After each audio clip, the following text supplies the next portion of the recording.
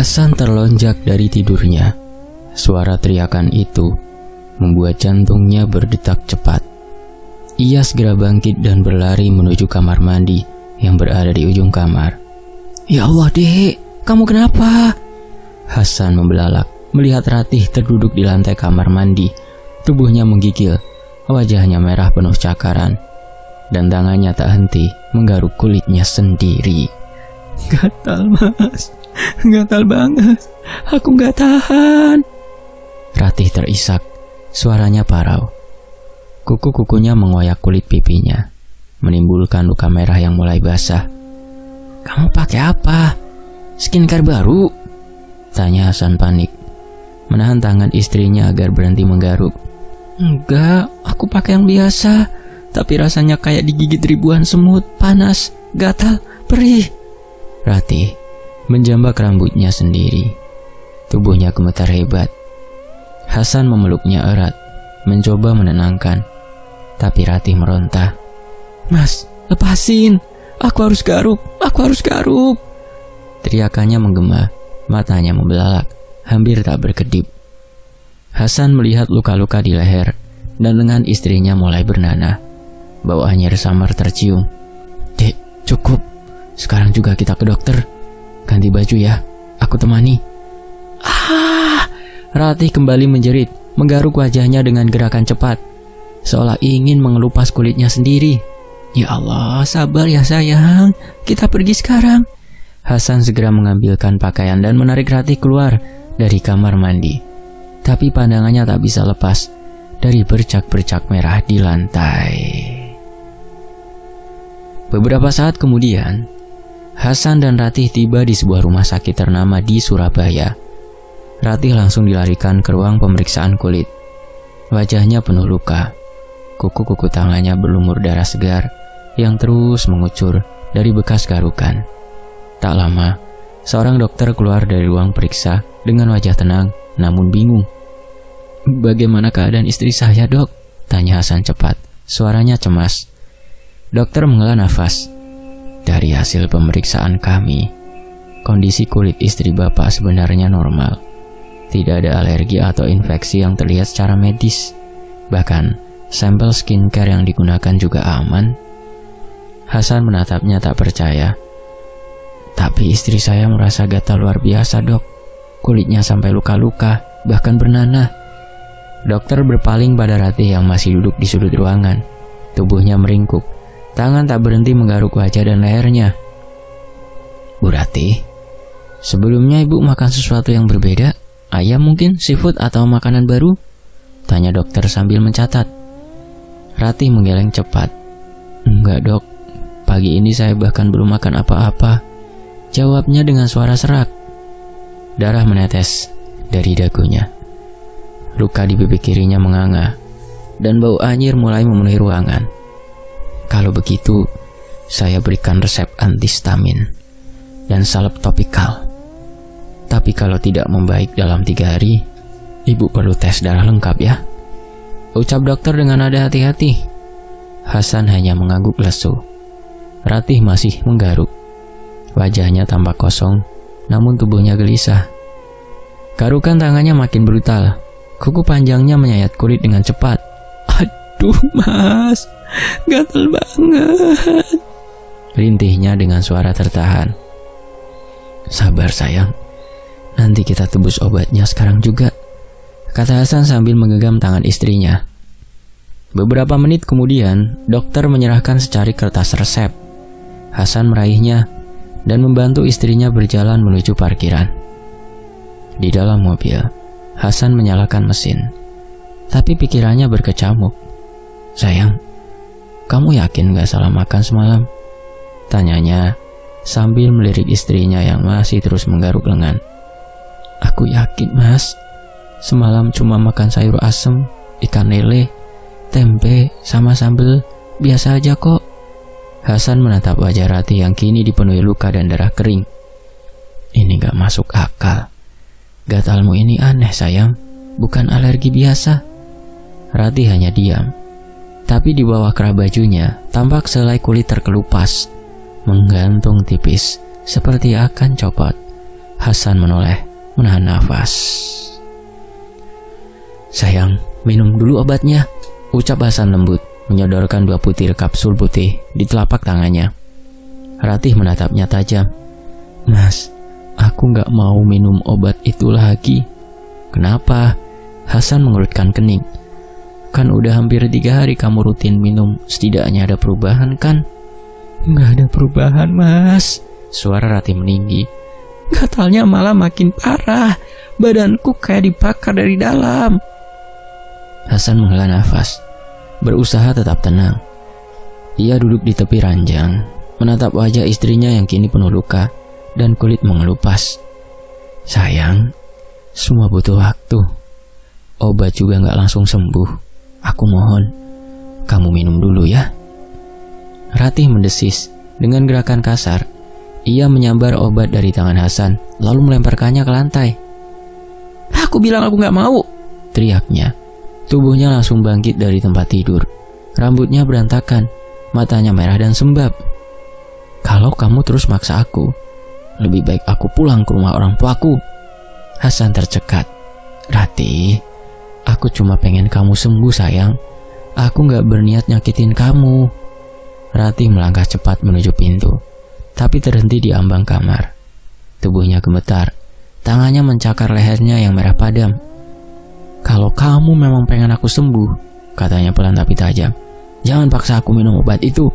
Karena tiap kali aku minum, tubuhku malah makin tersiksa." Tanpa menoleh lagi, ia melangkah keluar, meninggalkan bau anyir samar yang mulai menyatu dengan aroma ruangan. Hasan menatap pintu yang kini tertutup. Nafasnya berat. Ia menyandarkan tubuh ke dinding. Kedua tangannya memijat pelipis. "Kamu sudah merusak kebahagiaanku. Kamu menghancurkan impianku." Suara itu menggema di ruangan gelap. Di hadapan Ratih berdiri seorang wanita berambut panjang tergerai. Wajahnya tak tampak, tertutup kabut hitam pekat yang terus bergulung di sekeliling kepalanya. "Siapa kamu? Jangan ganggu aku!" teriak Ratih mundur. Tubuhnya gemetar. Tawa wanita itu keras dan panjang, serak seperti berasal dari tenggorokan yang luka. "Aku akan pastikan kamu merasakan sakit yang aku rasakan, bahkan lebih parah dari semua yang pernah kamu lakukan padaku." "Tidak!" Ratih menjerit dan terbangun. Nafasnya terengah-engah, tubuhnya banjir keringat. Luka-luka di wajah dan tubuhnya terasa perih saat terkena basahnya keringat, membuatnya meringis. Matanya menatap sekeliling. Kamar gelap, hanya lampu tidur yang menyala redup. Tidak ada wanita itu, tapi suara tawa tadi masih menggema samar di kepalanya. Wanita itu, apa mungkin dia? Gak mungkin, dia udah mati. Dia gak akan bisa menemuiku lagi, bisiknya. Air mata menetes tanpa sadar. Tiba-tiba terdengar suara dari luar kamar. "Ratih sayang," panggil Hasan, disertai ketukan pelan di pintu. Tok tok tok. "Ratih, kamu gak apa-apa kan?" Ratih menelan ludah, menyeka wajahnya cepat-cepat. "Enggak mas, aku baik-baik saja." Suaranya terdengar goyah. Srek, srek, srek. Langkah kaki menyeret terdengar dari luar kamar. Ratih yang masih terjaga sontak membuatnya membuka mata dengan lebar. Ia menyingkap selimut dan menggantungkan kedua kakinya di tepi ranjang. Kulit kakinya langsung tersentuh dinginnya lantai keramik. Kring. Pintu kamar berderit pelan saat ia dorong. Ruang tengah tampak sepi. Lampu utama sudah padam. Hanya beberapa lampu tidur kecil menyala redup di sudut-sudut rumah. Ratih melangkah perlahan. Nafasnya ia tahan. Ia menatap ke kiri dan kanan dengan waspada. Srek, srek. Suara itu kembali terdengar. Kali ini dari arah belakang. Mas Hasan? Panggilnya pelan. Suaranya menggema pelan di lorong yang sempit. Ia menyusuri lorong menuju arah kamar mandi. Cahaya remang membuat suasana terasa dingin dan mati. Lalu matanya menangkap sesuatu di lantai. Bercak merah, pekat, masih basah. Darah. Bisiknya nyaris tak terdengar. Apa jangan-jangan kaki Mas Hasan terluka? Jejak darah itu membentuk pola tak beraturan, mengarah ke kamar mandi. Mas Hasan, sampean baik-baik saja kan? Panggilnya lagi, namun sunyi. Kercik, kercik, kercik. Gemericik air terdengar dari dalam kamar mandi, seperti keran yang tidak ditutup sempurna. Ratih mendekat, lalu mengetuk pintu kamar mandi dengan gemetar. Tok tok tok. Mas, sampean kenapa tah? Aku masuk ya. Tidak ada jawaban. Ratih mengetuk sekali lagi, lebih keras. Masih sunyi. Akhirnya ia putuskan untuk membuka pintunya perlahan. Kenyak. Tidak ada siapa-siapa di dalam, tapi air keran masih mengalir pelan, dan lantai basah bercampur bercak kemerahan. Nggak ada siapa-siapa, bisiknya pelan. Tiba-tiba aroma anyir menusuk hidung, udara mendadak dingin, dan angin tipis menyentuh tengkuknya, membuat bulu kuduknya berdiri seketika. Kenapa tiba-tiba merinding gini? Gumamnya sambil mengusap lehernya yang menggigil. Suara hela nafas berat terdengar tepat di belakangnya. Ratih membeku. Nafas itu kasar, berat, seolah keluar dari rongga dada yang rusak. Matanya membesar, tenggorokannya tercekat, nafasnya tertahan. Suara itu, nafas itu, apa jangan-jangan? Ratih tak mampu menyelesaikan kalimatnya. Suasana mendadak senyap, tapi dia tahu sesuatu berdiri di belakangnya. Ah! Ratih menjerit keras. Suaranya memecah sunyi malam. Seluruh tubuhnya gemetar. Di hadapannya berdiri sesosok wanita mengerikan. Tubuhnya dipenuhi luka robek dan basah. Aroma anyir dan busuk menusuk hidung. Rambut panjang menjuntai kusut, menutupi sebagian wajah yang hancur dan berlubang. Beberapa belatung menggeliat di wajah dan tangannya. Ada yang merayap turun, jatuh ke lantai satu persatu. Kuku panjang dan runcing terjulur dari jemarinya. Wanita itu berdiri diam, menatap Ratih dengan tatapan hitam pekat, penuh dendam yang membara. Pergi, aku gak kenal kamu. Jangan ganggu aku. Ratih mundur satu langkah. Suaranya parau dan gemetar. Sosok itu tak menjawab. Tatapannya tetap menusuk, seolah menyimpan kebencian lama yang mendidih. Pergi, aku bilang pergi. Aku gak kenal kamu.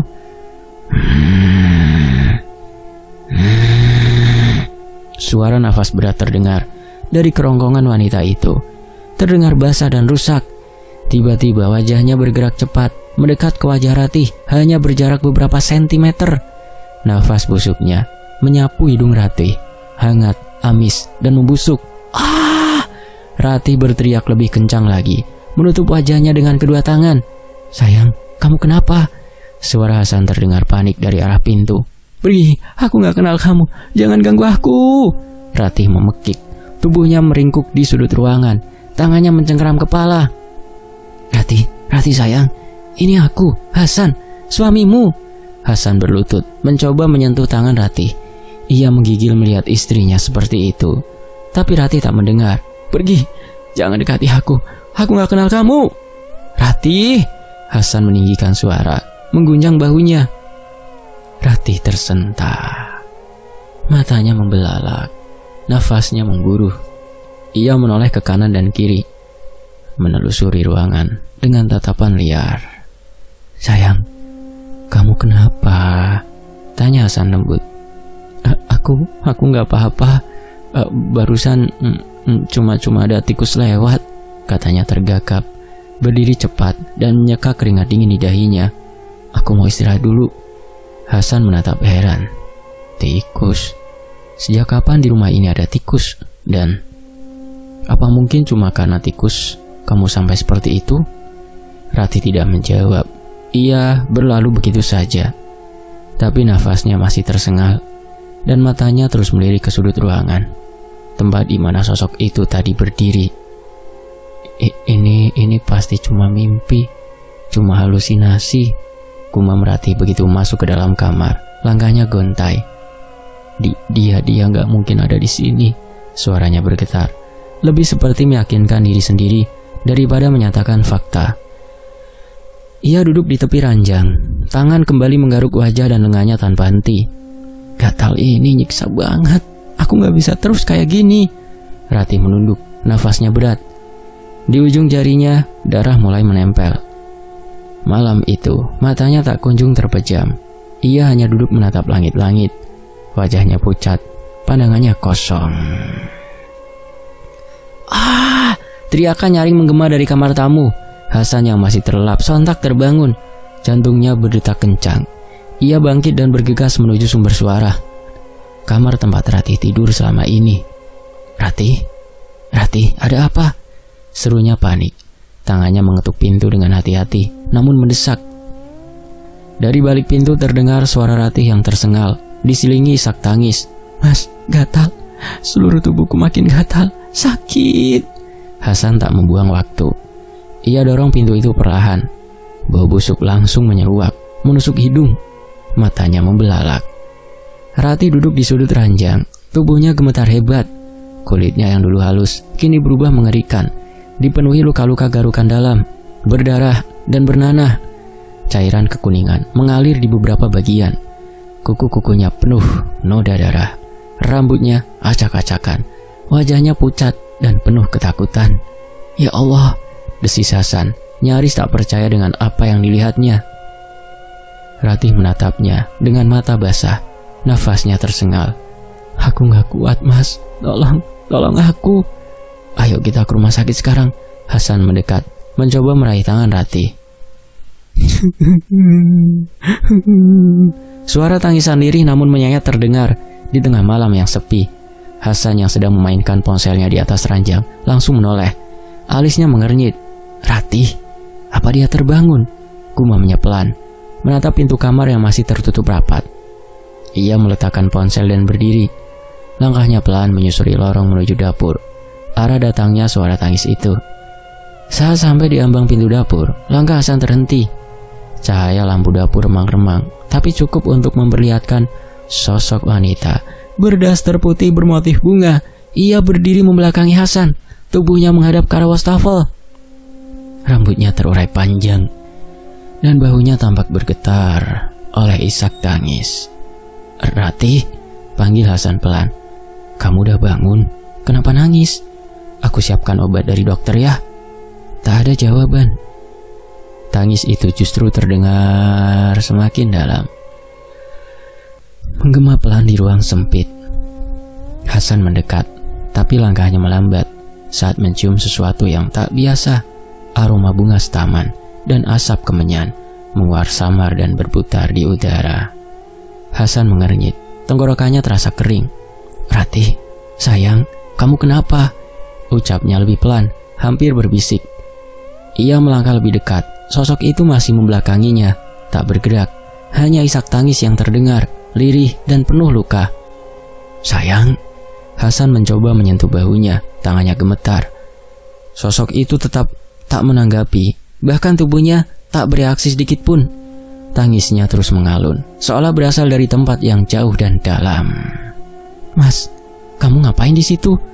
Suara Ratih tiba-tiba terdengar dari belakang, membuat Hasan tersentak dan buru-buru menoleh. Ratih? Ratih berdiri di ambang pintu dapur, mengenakan pakaian yang sama seperti tadi pagi, bersih, rapi. Tidak tampak seperti seseorang yang baru saja menangis. Kamu kok ada di sini? Ratih menaikkan alisnya. Tangannya terus menggaruk tubuhnya. Kenapa? Aku baru saja keluar dari kamar. Emangnya kamu ngapain di dapur malam-malam begini? Hasan menoleh cepat ke arah wastafel. Kosong. Sosok wanita yang menangis tadi sudah menghilang. Kamu tadi di sini? Gumam Hasan pelan. Kamu ini kenapa sih, Mas? Aneh banget. Ujar Ratih dengan nada kesal dan melangkah masuk. Enggak apa-apa, jawab Hasan buru-buru. Ia mendekat ke arah Ratih. Matanya masih melirik sekitar dapur dengan waspada. Siapa tadi itu? Apa aku halu ya? Atau dia bukan Ratih? Batinnya penuh tanya. Mas, Ratih menepuk lengannya pelan. Bengong mulu dari tadi. Enggak, aku cuma kepikiran. Kamu gimana? Masih gatal? Tangannya masih menggaruk seluruh tubuhnya. Kamu lihat sendiri kan? Badanku masih gatal. Obat dari dokter itu gak mempan. Hasan menatap kulit wajah dan tangan Ratih. Memang masih terlihat merah dan tidak ada perubahan apapun. Kamu sabar ya, nanti pelan-pelan juga sembuh, gumam Hasan, nyaris seperti berbicara pada dirinya sendiri. Sembuh? Sampai kapan? Sampai aku mati? Aku gak mau tahu ya, Mas, bagaimanapun caranya. Kamu harus bisa dapetin dokter kulit terbaik untuk aku. Aku gak mau gatal terus kayak gini. Iya ya, aku akan usahakan. Jangan hanya usahakan, Ratih memotong cepat. Buktikan kamu kan suamiku. Jadi kamu harus tanggung jawab atas semua yang berhubungan denganku. Hasan diam, matanya menelisik ke tubuh Ratih. Bibirnya seolah terangkat sedikit. Tangisan Riri terdengar dari arah dapur. Hasan yang tertidur pulas tersentak bangun, dadanya naik turun. "Ratih?" ucapnya setengah sadar. Ia menoleh ke samping tempat tidur, tapi kosong. Ratih tidak ada di sana. Tangisan itu terdengar lagi, pelan, menyayat, seolah berasal dari hati yang hancur. Dengan langkah hati-hati, Hasan turun dari tempat tidur. Ia berjalan pelan menyusuri lorong menuju dapur. Lampu-lampu rumah temaram. Bayangan gelap menempel di dinding. Di depan wastafel terlihat sosok wanita berdiri. Punggungnya membungkuk sedikit. Daster putihnya kusut dan lusuh. Tangannya gemetar. Ia menangis. "Siapa kamu?" tanya Hasan dengan suara serak. Udara malam terasa menusuk. Dari sela jendela dapur, angin masuk membawa aroma anyir bercampur busuk. Sesekali bau kemenyan dan kapur barus menari-nari di udara, menusuk hidung. "Kamu siapa? Kenapa kamu ada di sini?" Suara Hasan bergetar, langkahnya ragu. Keringat dingin mulai muncul di pelipis. Tiba-tiba, "Ah!" Hasan berteriak. Wanita itu menoleh pelan. Wajahnya hancur, penuh luka terbuka, seperti dikerat. Beberapa bagian membusuk, kulitnya robek. Belatung merayap keluar dari luka-luka itu. Rambut panjangnya menjuntai menutupi sebagian wajah. Tapi satu mata terlihat, menatap langsung ke mata Hasan. "Novi?" Suara Hasan tercekat. Wanita itu hanya menatapnya, mata sedih, penuh luka yang tak terlihat. Tak ada jawaban. Kamu gak mungkin. Kamu kan sudah meninggal," gumam Hasan. Suaranya nyaris tak terdengar. Sosok itu tetap diam. Tatapannya tidak berubah, seperti menyimpan luka yang belum selesai. Lalu perlahan, ia berbalik. Langkahnya tak menimbulkan suara, seperti melayang. Ia berjalan ke arah tembok dan menghilang. Hasan terjerembab ke lantai. Nafasnya berat. Novi." Hasan terbangun, duduk tegak di atas ranjang. Keringat membasahi tubuhnya. Astagfirullah. Di sampingnya Ratih duduk sambil menatap bingung. "Mas, kamu kenapa?" Aku mimpi tentang Novi." "Novi?" Ratih mengulang dengan nada meninggi. "Kenapa sih kamu masih mikirin dia? Kamu tahu kan dia udah meninggal. Sekarang aku istrimu, bukan dia." Aku gak mikirin dia, sayang. Tapi mimpi itu aneh. Dia muncul begitu saja. Dia nangis, wajahnya sedih banget, kayak belum bisa pergi." Ratih mendengus. "Alah, itu cuma bunga tidur, gak usah lebay." Ia segera membaringkan tubuh, membelakangi Hasan. Hasan masih terduduk. Pandangannya kosong menatap langit-langit. Nafasnya belum sepenuhnya tenang. Pagi itu, Ratih baru saja keluar dari kamar mandi. Rambutnya masih basah dan tubuhnya dibalut handuk. Rasa perih dan gatal masih terasa menusuk di kulitnya. Ia terkejut melihat Hasan masih duduk di tepi ranjang, mengenakan piyama yang belum berganti. Pandangan suaminya kosong, menatap lurus ke arah jendela kamar yang terbuka lebar. Udara pagi menyusup masuk, membawa aroma embun dan wangi pepohonan. Cahaya matahari menyentuh lantai dengan lembut. Namun suasana di kamar terasa ganjil. "Mas, kok kamu belum siap-siap ke kantor?" tanya Ratih, menyeka air di pipinya dengan handuk kecil. Hasan menoleh perlahan, wajahnya datar. "Aku ambil izin hari ini." "Izin? Kenapa? Kamu sakit?" Ratih berjalan pelan ke arahnya. Hasan hanya menggeleng pelan. Ratih menarik nafas dalam-dalam, mencoba bersabar. Ia duduk di sisi ranjang, berhadapan dengan Hasan. "Masih mikirin mimpimu semalam ya?" Tak ada jawaban. Pandangan Hasan kembali menembus keluar jendela. "Dia sudah gak ada, Mas. Novi udah meninggal. Yang kamu alami semalam itu cuma mimpi, cuma bunga tidur." "Enggak, Ratih." Suara Hasan pelan tapi tegas. "Itu bukan mimpi. Aku yakin semalam Novi benar-benar datang." Ratih menghela nafas keras. "Mas, aku merasa dia pengen nyampein sesuatu, tapi aku gak ngerti apa." "Mas!" Ratih mulai meninggikan suara. "Kamu gak bisa terus begini. Aku istrimu sekarang." "Novi, dia udah pergi. Kamu harus bisa nerima itu. Jangan biarkan masa lalu ganggu hidup kita." Hasan tak menjawab. Tatapannya kembali kosong, seperti tenggelam dalam sesuatu yang jauh. Sosok Novi terus muncul dalam pikirannya. Wajahnya yang sedih, sorot matanya yang seolah menyimpan pesan yang belum tersampaikan. "Sebentar lagi kamu akan tenang, Nov," batinnya. Ratih berdiri dengan kesal. Ia menatap Hasan sejenak sebelum melangkah keluar kamar, membiarkan pintu terbuka. Di dalam kamar, Hasan masih duduk di tempat yang sama. Angin pagi menggerakkan tirai. Kenapa sih wanita itu terus muncul di pikiran Mas Hasan? Padahal dia sudah mati. Ratih duduk di ruang tamu. Wajahnya tampak kesal dan terluka. Pandangan Ratih dipenuhi kebencian. Aku gak bisa biarkan ini terus terjadi. Harus ada yang aku lakukan supaya arwah wanita sialan itu berhenti ganggu hidupku dan Mas Hasan. Gumamnya penuh amarah.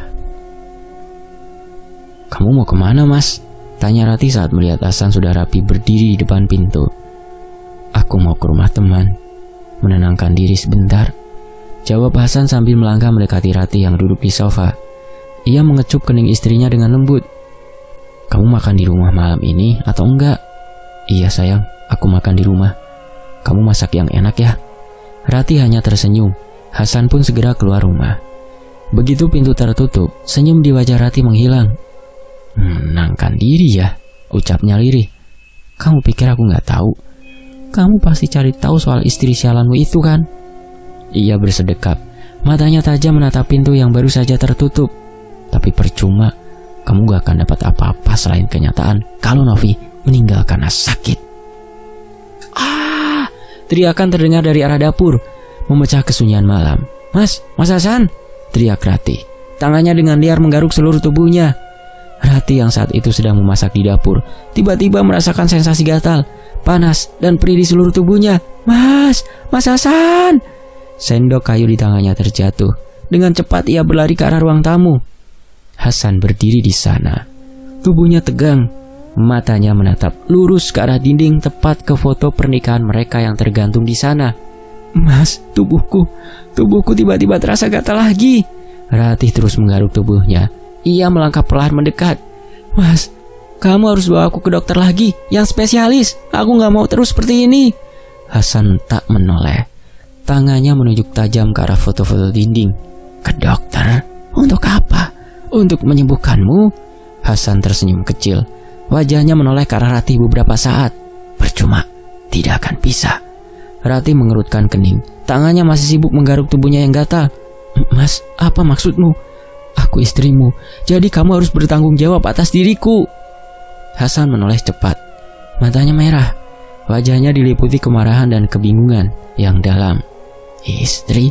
Aku gak pernah merasa menikah dengan siapapun selain Novi." Ratih terdiam, wajahnya pucat. Rasa gatal semakin terasa begitu kuat. "Mas, kamu kenapa sih? Kamu gak bisa kayak gini terus. Kamu harus terima kenyataan kalau Novi sudah meninggal dan sekarang aku istrimu. Kamu harus tanggung jawab atas diriku." Hasan menggeleng pelan, suaranya dingin. "Kamu mau tahu kenapa aku nikahin kamu?" Ratih melangkah lebih cepat, berusaha menyentuh bahunya. "Mas, kamu kenapa sih? Apa maksudmu?" Hasan mundur, menepis tangannya. "Jangan sentuh aku. Kamu bukan siapa-siapa. Kamu bukan istriku. Pernikahan ini hanya sebuah kebohongan.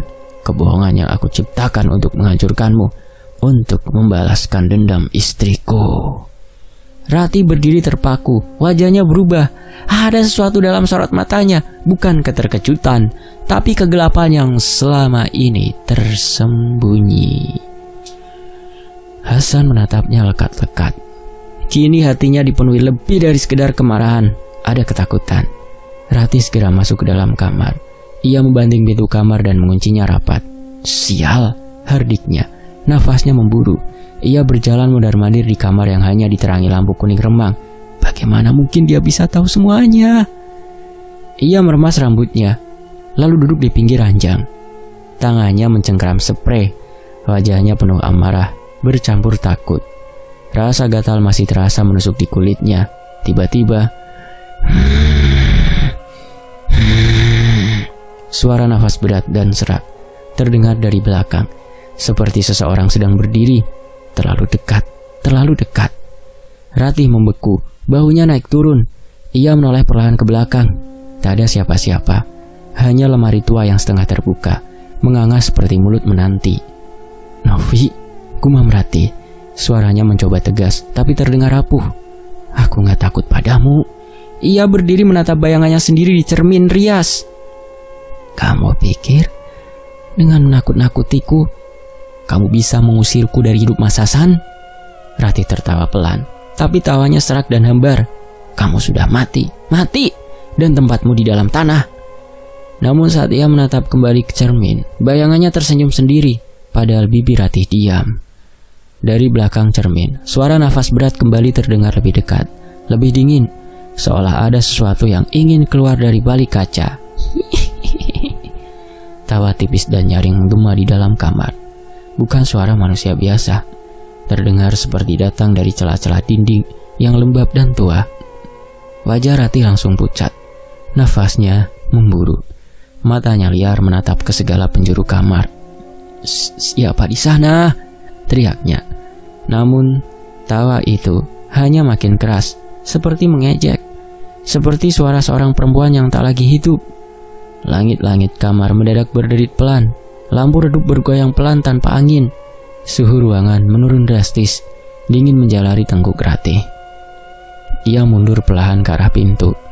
Namun langkahnya terhenti saat suara itu kembali terdengar. "Keluar kamu, jangan ganggu aku lagi!" teriak Ratih. Tubuhnya gemetar, tapi matanya tetap menatap ke arah lemari yang tertutup rapat. Tidak ada jawaban, hanya suara engsel pintu lemari yang tiba-tiba berdecit sendiri. Krang. Pintu lemari itu perlahan membuka, tanpa ada yang menyentuh. Ratih melangkah mundur, punggungnya hampir menabrak dinding.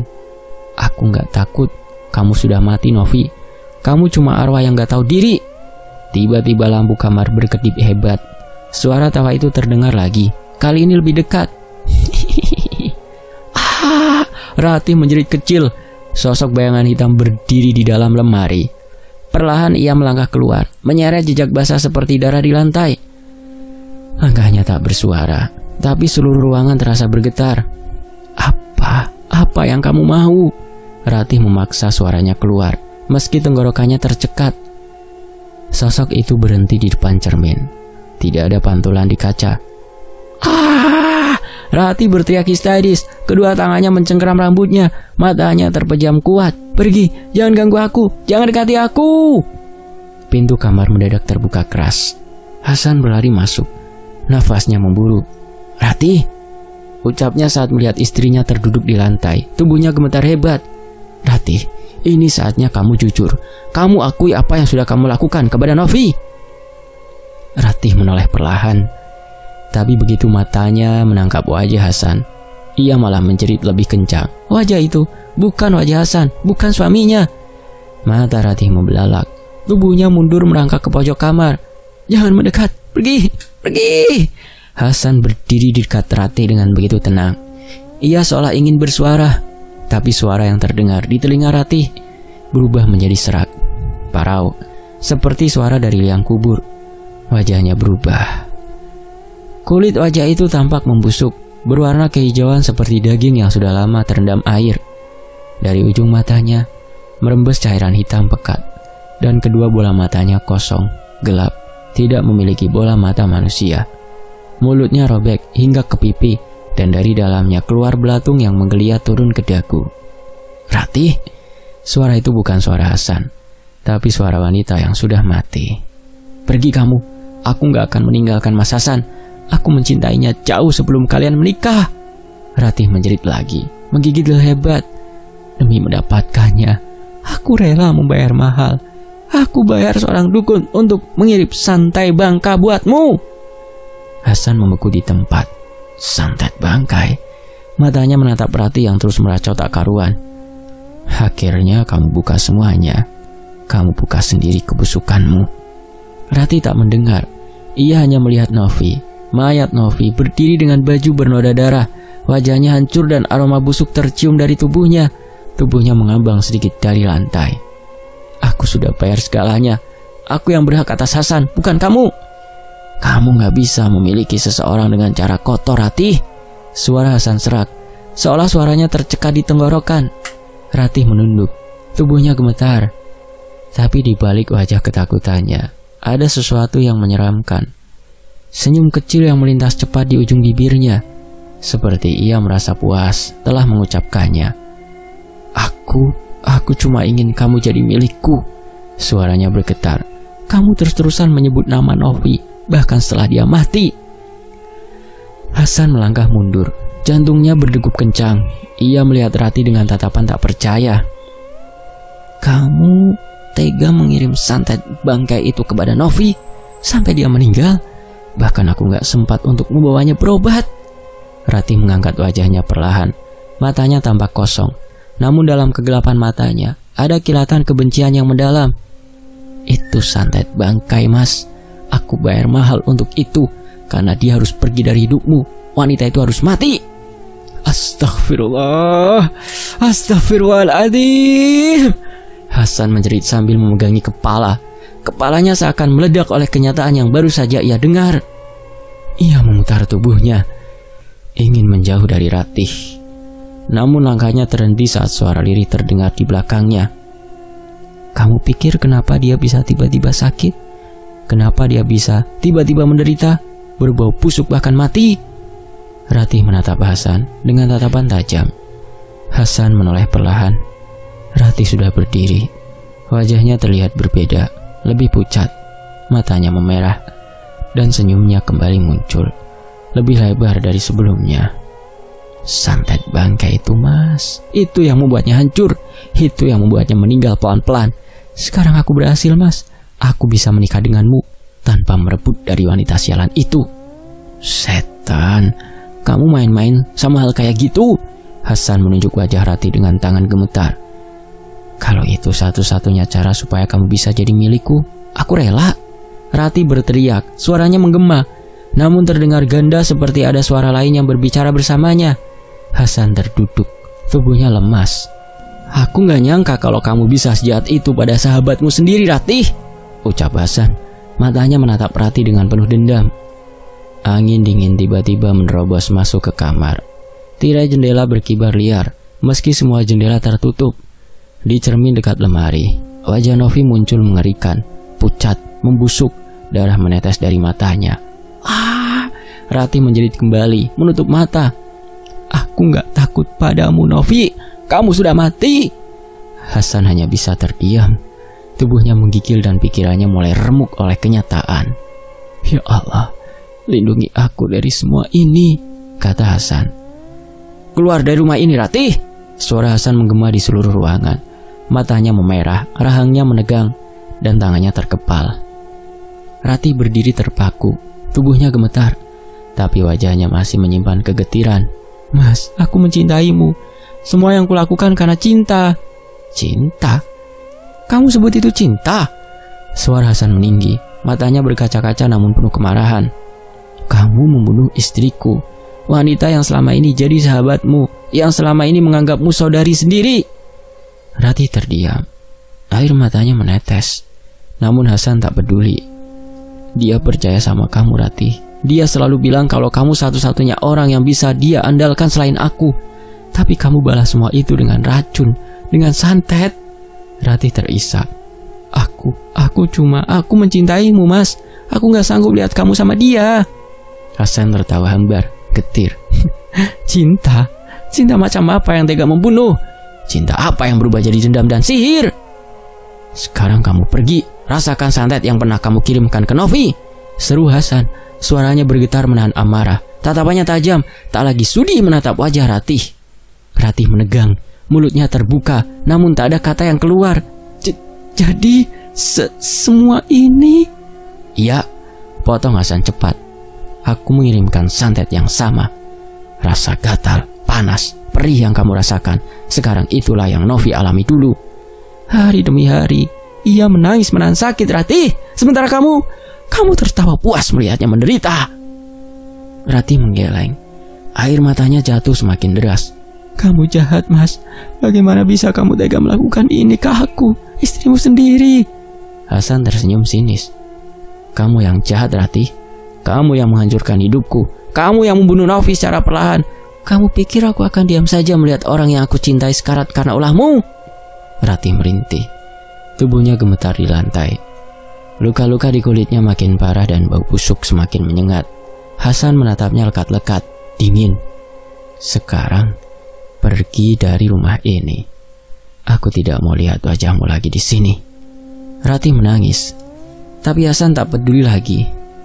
Ia membuka pintu lebar-lebar. Angin malah masuk membawa aroma dingin dan samar-samar bau anyir yang pernah ia kenal.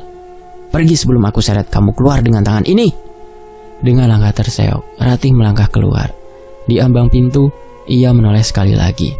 Kamu akan menyesal, Mas. Kamu akan sendiri seumur hidupmu.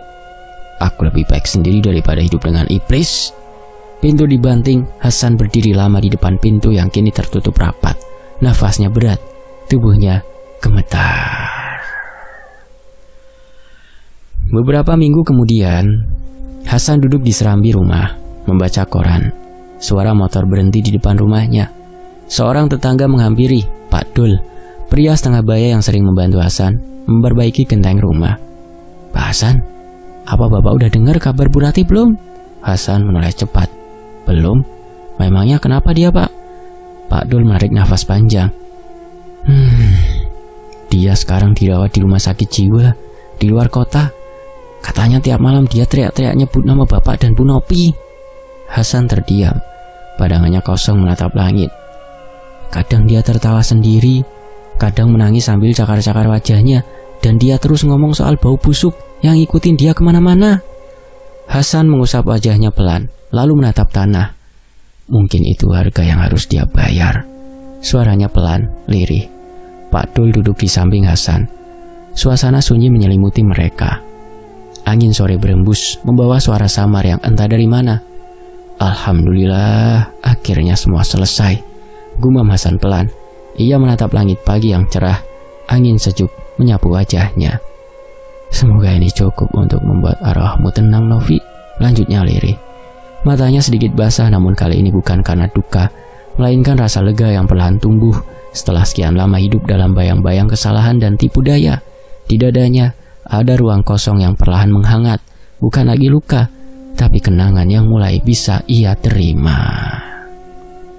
Tamat. Tony Efes pamit, terima kasih sudah menyimak. Sampai jumpa di kisah berikutnya. Demikianlah sebuah kisah berjudul Santet Bangkai yang ditulis oleh Putri Sayap Emas. Mohon maaf jika ada salah intonasi. Wassalamualaikum, terima kasih semuanya.